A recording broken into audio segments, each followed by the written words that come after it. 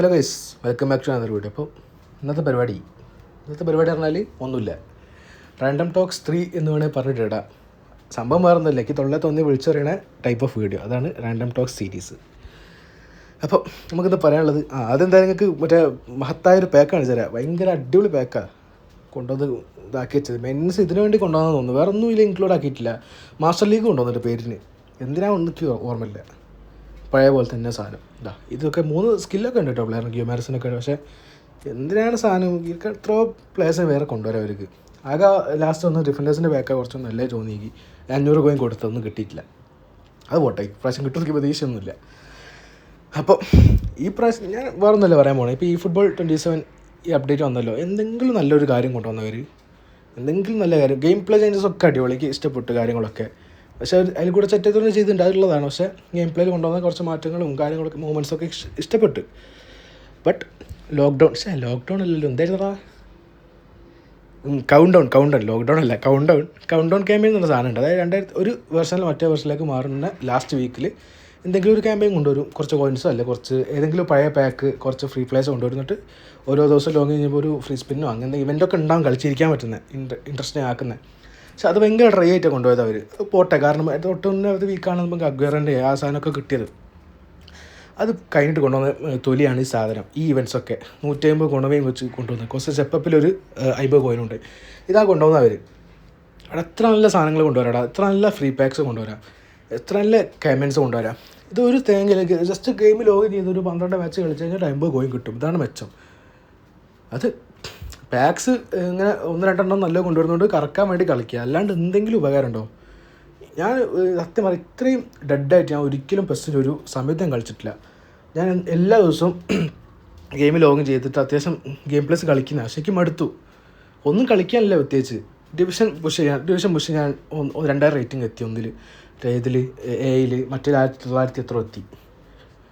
എടാ ഇത് കളിച്ച് മടുക്കൂലടാ. ഒരു പോയിന്റ് എത്തി നമുക്ക് മനസ്സിലാവും. മറ്റേ റാങ്കിങ് ഉള്ളതുകൊണ്ട് എന്താ കുറച്ചായിട്ട് ഇങ്ങനെ കളിച്ച് പോകണം ആർക്ക് മെഡിസിന് കിട്ടാൻ വേണ്ടിയിട്ട്. ചിലപ്പോൾ റാങ്കിങ് നാഗം പേടിച്ചിട്ട് ഞാൻ 2 ലക്ഷത്തിനുള്ളിൽ എപ്പോഴും വെക്കാറ് റാങ്കിങ്. അപ്പോൾ അത് മെയിൻറ്റെയിൻ ചെയ്യാൻ വേണ്ടിയിട്ട് അങ്ങനെ കളിച്ചുകൊണ്ടിരിക്കുന്നത്, അല്ലാണ്ട് വേറൊരു സാധനം ചെയ്യുന്നില്ല. അപ്പോൾ ഇവർ ചെയ്ത പണി ഞാൻ കാണിച്ചത്. അപ്പോൾ ഉദാഹരണം മെസ്സിനൊന്നും മാറ്റമൊന്നുമില്ല, മെസ്സി ഫിഗൊന്നും മാറ്റില്ല. കാരണം ഇവർ 2 പ്രൊഫൈൽ വിങ്ങേഴ്സാണ്.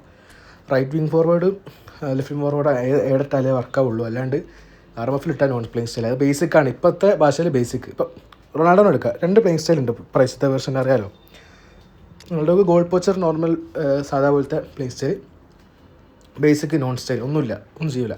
അത് ഓക്കെ, സ്ട്രൈക്കേഴ്സിന് ഓക്കെ. പക്ഷേ ഒബാമേങ്ങിൻ്റെ സാധനം ഇപ്പോൾ നമുക്ക് റീസെൻ്റ് കിട്ടിയ ഫ്രീ പ്ലെയർ ഈ വർഷം, പുള്ളിക്ക് 2 പ്ലേയിങ് സ്റ്റൈൽ ഉണ്ട്. ഗോൾ പോച്ചർ നോർമൽ പോലെ ഉണ്ട്, അതുപോലെ ഡിഫെൻഡിങ് പ്ലേയിങ് സ്റ്റൈൽ, ഫ്രണ്ട്ലിയും പ്രഷർ. അപ്പോൾ ഫ്രണ്ട് കുറച്ചുകൂടെ അഗ്രസീവായിട്ട് പ്രഷർ ചെയ്യും, ആ സംഭവം. പക്ഷേ ഇത് ഈ പ്ലേയേഴ്സ് CF ഇല്ലെങ്കിൽ വലിയ സീനൊന്നുമില്ല, വലിയ ഇമ്പാക്റ്റ് ഒന്നും ഗെയിമിന് എനിക്ക് തോന്നുന്നില്ല. ഇപ്പോൾ പുതിയ വന്ന ഡിയോഗോ കോസ്റ്റൊക്കെ ഒരു ബേസിക് സാധനം കൊടുത്തിട്ടുള്ളൂ, അത് വലിയ ഇമ്പോർട്ടൻസ് അല്ലാത്തതുകൊണ്ടാണ് കൊടുക്കാത്തത്. പക്ഷേ ഉണ്ടെങ്കിൽ നൈസ് ആയിരിക്കും, അതാ സംഭവം. പക്ഷേ ഏറ്റവും വലിയ പ്രശ്നം വന്ന് ഡിഫെൻഡിങ് ചെയ്യുന്ന ഡിഫൻഡേഴ്സിനാണ് ചുരുക്കി പറഞ്ഞാൽ. അല്ലെങ്കിൽ സർട്ടൈൻ പ്ലേയിങ് സ്റ്റൈൽ ഉണ്ട്. ഇപ്പോൾ മിഡ്ഫീൽഡേഴ്സ് ഞാൻ പറയുകയാണെങ്കിൽ ബോക്സ് വലിയ ഇഷ്യൂ ഇല്ല, കാരണം defending attacking same box playing style നമുക്ക് കിട്ടുന്നുണ്ട്. എണ്ണാക്കിയിട്ടില്ല, ബേസിക് ആക്കിയിട്ടില്ല അവർ. ആങ്കർമായി നല്ലോണം കളിക്കാൻ പറ്റുന്നുണ്ട്. പക്ഷേ പ്രശ്നം വന്ന് ഓർക്കസ്ട്രേറ്റർ, അതുപോലെ ഡെസ്ട്രോയേഴ്സ്, ബിൽഡപ്പ് മെയിനായിട്ട്. ഡെസ്ട്രോയേഴ്സ് CBയിൽ വലിയ പ്രശ്നമില്ല കേട്ടോ. ഇതാണ്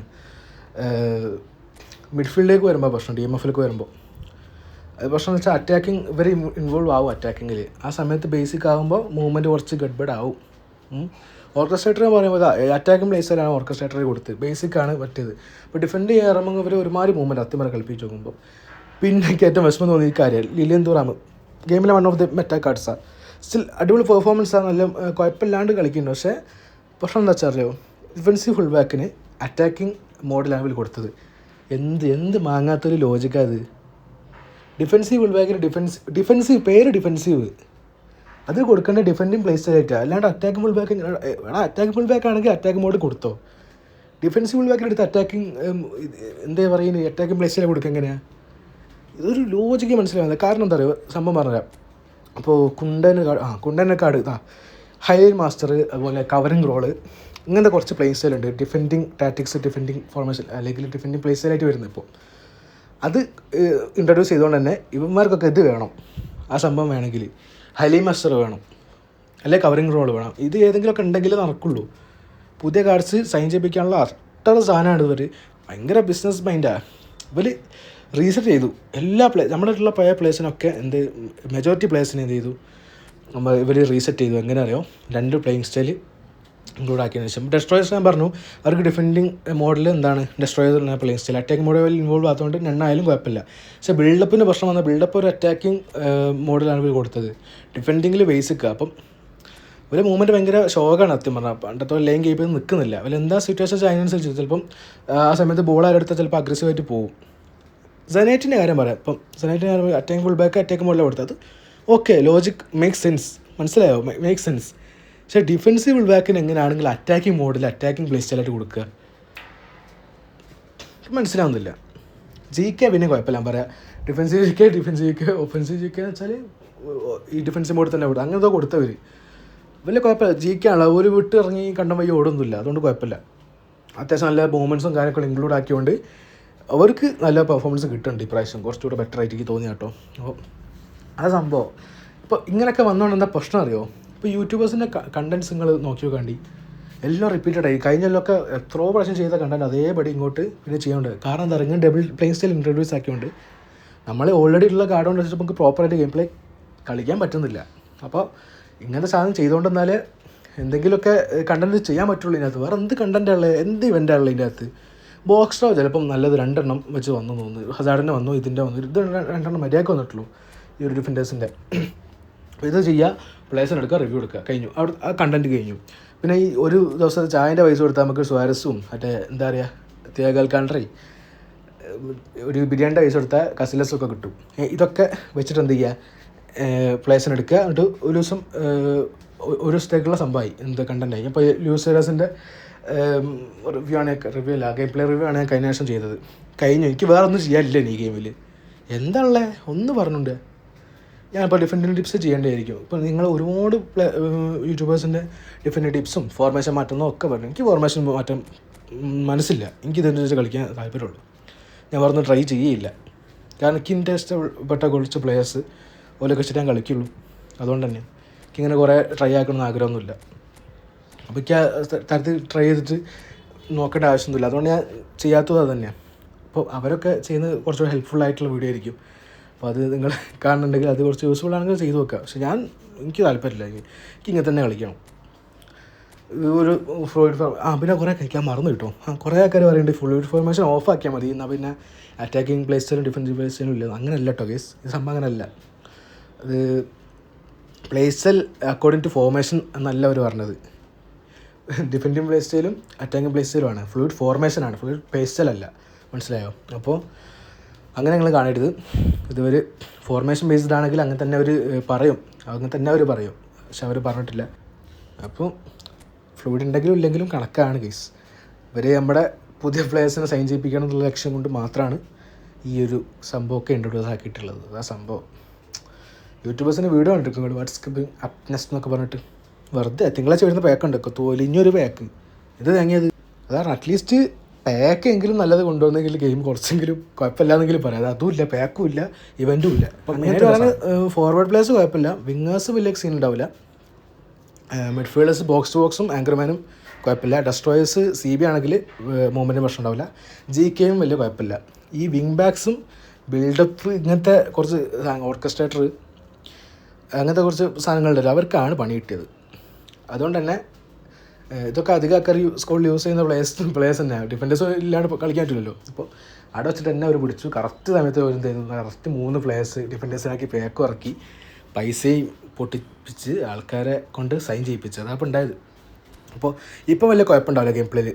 പിന്നെ ബാലൻസ്ഡ് ആയിരിക്കും. കാരണം എന്താ പറയുക, എല്ലാവരുടെ അടുത്തും പഴയ കാർഡ്സ് തന്നെ ഉണ്ടാവുള്ളൂ. പുതിയ പാക്സ് വരുന്നില്ലല്ലോ എപ്പിക്സ് ഒന്നും. ഇപ്പോൾ 2 പാക്സ് മര്യാദയ്ക്ക് വന്നിട്ടുള്ളൂ.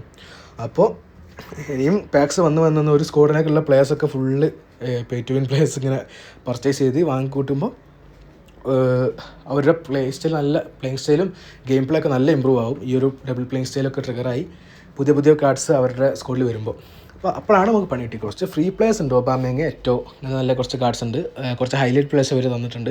അതുകൊണ്ട് വലിയ കുഴപ്പമില്ല. ഗെയിം പ്ലേൻ്റെ ഡൈനാമിക്സ് ഒക്കെ നമുക്ക് മനസ്സിലാവും ഡബിൾ പ്ലേയിങ് സ്റ്റൈൽ വെച്ച് തരുന്നതുകൊണ്ട്. മാഡിസൺ നല്ലൊരു റിവാർഡാണ്, ഫേസ് റിവാർഡാണ്, ഇതൊക്കെ ഉണ്ട്. അപ്പോൾ കുഴപ്പമില്ല വിചാരിക്കുക. പക്ഷേ സ്റ്റിൽ ഇവൻസ് ഇല്ല, കളിച്ചിരിക്കാൻ പറ്റുന്ന എൻഗേജ്മെൻ്റ് ആയിട്ടുള്ള സാധനം ഇല്ല.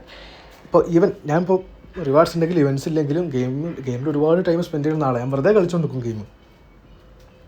എനിക്ക് വരെ എത്രയും മടുപ്പ് വന്നിട്ടുണ്ടെങ്കിൽ അത്രത്തോളം തരം തന്നിട്ടുണ്ട്. കാരണം എന്താ പറയുക, വേറെ ഒന്നുമില്ല, പഴയ കാർഡ്സൊക്കെ വെച്ച് ഷോ ഓഫ് കാണിക്കുന്ന ഒരു ടൈപ്പ് മനുഷ്യനാണ് ഞാൻ, തുറന്നു പറയാം. കുറച്ച് കോയിൻസ് കിട്ടാൻ വേണ്ടി അതിൻ്റെ അഹങ്കാരമുണ്ട്. അപ്പോൾ അതൊക്കെ നഷ്ടപ്പെട്ട് മനസ്സിലായോ, പഴയ കാർഡ്സ് അപ്പോൾ അത്ര വാല്യൂ ഇല്ല. അപ്പോൾ ആ രീതിക്ക് വന്നപ്പോൾ കുറച്ച് ഫ്രസ്ട്രേറ്റിംഗ് ആണ് പരിപാടി. ഇപ്പോൾ യൂട്യൂബേഴ്സിൻ്റെ കണ്ടൻറ് കാര്യങ്ങൾ നോക്കി കഴിച്ചാൽ എന്തെങ്കിലും ഉണ്ടോ ചെയ്യാൻ, അവർക്ക് റിപ്പീറ്റഡ് ആയിട്ട് തന്നെ ചെയ്യാനുള്ളൂ. ഇപ്പം നോട്ടിഫിക്കേഷൻ വന്നു വെച്ച സൈറ്റിൽ ഒരു 10 നോട്ടിഫിക്കേഷൻ വന്നാൽ 10 നോട്ടിഫിക്കേഷൻ 5 വീഡിയോയിലെ പറയാം. അത് ഒറ്റ വീഡിയോ പറയാനുള്ള കാര്യമുള്ളൂ. അത് വിളിച്ചു നീട്ടി കൊണ്ടുപോകണം, അല്ലാണ്ട് അവർക്ക് പറ്റൂല. അവരെ പറഞ്ഞിട്ട് കാര്യമില്ല. കാരണം അങ്ങനെ ചെയ്യാനുള്ളൂ. വിരലിൽ എണ്ണാൻ പറ്റുന്ന കണ്ടൻസ് ഇപ്പോൾ ഈ കമ്മ്യൂണിറ്റി ഈ ഫുട്ബോളിൽ ഉള്ളൂ. ഇപ്പോൾ ബോക്സ് ഡ്രോ ചെയ്യാം. ഈ ബോക്സ് ഡ്രോ കിട്ടുന്ന പ്ലേയേഴ്സിനെ കൊണ്ട് ഗെയിം പ്ലേ റിവ്യൂ അല്ല അങ്ങനെ ചെയ്യാം. അപ്പോൾ രണ്ട് കണ്ടൻറ്റായി. വാട്ട്സ് കമ്മിങ് അപ്പ് നെക്സ്റ്റ് ഏറ്റവും വലിയ സ്കാമാണ്. വൃത്തിട്ടോരോ സാധനങ്ങൾ. ഈ തിങ്കളാഴ്ചത്തെ പാക്കിന് എടുത്ത് നോക്കി മനസ്സിലായി. ടക്കാബറി പോലത്തെ പാക്കാണ്. എന്തൊക്കെ കോൺസെപ്റ്റായിട്ട് വന്നിട്ടുണ്ടോ, എന്തൊക്കെ വീഡിയോസ് ആരൊക്കെ ഇട്ടിട്ടോ, അതൊന്നും അല്ല. വരുമായിരിക്കും ഫ്യൂച്ചറിൽ. പക്ഷേ ഭയങ്കര റേജ് ബേറ്റിംഗ് സാധനമാണ്. അത് ഭയങ്കര വ്യൂസും ഉണ്ട് അതിന്. ഇനി ബോസ്റ്റോ വന്നതിൻ്റെ ട്രിക്ക് ആൻഡ് ടിപ്സ് ഞാൻ ചെയ്യാറില്ല. പലർക്കും അറിയാം ഇപ്പോൾ ഭയങ്കര ഫേക്ക് സാധനമാണെന്ന്. ജസ്റ്റ് അതിന് പോയി തലവെച്ച് കൊടുക്കുന്ന ആൾക്കാരുണ്ട്. ഞാൻ പറയുന്നില്ല, അത് പോട്ടെ, അത് നമ്മൾ കൗണ്ട് ചെയ്യുന്നില്ല. പിന്നെ എന്താ ഇത് ഫോർമേഷൻ, പുതിയ ഫോർമേഷൻ, പുതിയ ടാറ്റിക്സ് ഇത് പറഞ്ഞാൽ ചെയ്യും. എത്ര വീഡിയോസ് ചെയ്യും ഗൈസ്, എത്ര വീഡിയോസ് ചെയ്യും. ഓരോ ദിവസം ഓരോ ഫോർമേഷൻ റിവ്യൂ, ഓരോ ദിവസം ഓരോ ടാറ്റിക്സ് ചേഞ്ച് ചെയ്യുക.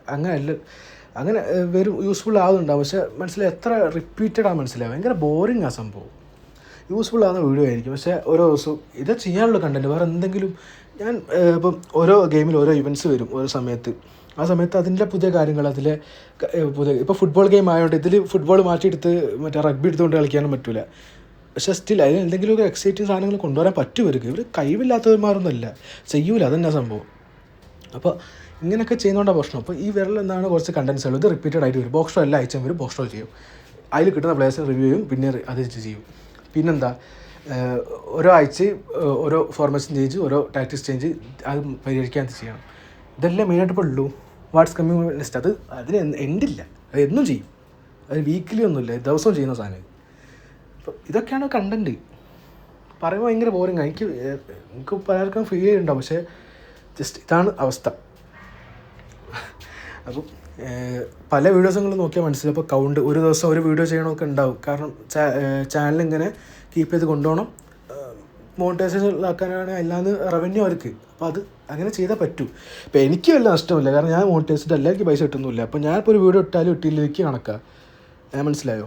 അപ്പോൾ പക്ഷേ ഒരു കുറ്റം പറയാൻ പറ്റാത്ത കാര്യങ്ങൾ, അത് ഈ ഗെയിമിൻ്റെ പ്രശ്നമാണ്, അത് അവരുടെ പ്രശ്നമല്ല. അപ്പം അങ്ങനെ ചെയ്താലേ ലൈംലൈറ്റിൽ നിൽക്കാൻ പറ്റൂ, ചാനൽ ഡെഡാണ്ട് നിൽക്കുള്ളൂ.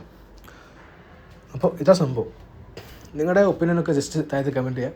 ഞാൻ കുറേ തൊള്ളതെന്നൊക്കെ വിളിച്ച് പറയും. നിങ്ങൾക്ക് എതിർപ്പുണ്ടാവുമെന്ന് അറിയാം, അതൊക്കെ കമൻറ്റ് ചെയ്യാം. എന്തായാലും ഇത്രയേ ഉള്ളൂ വീഡിയോ ഗൈസ്. ബൈ.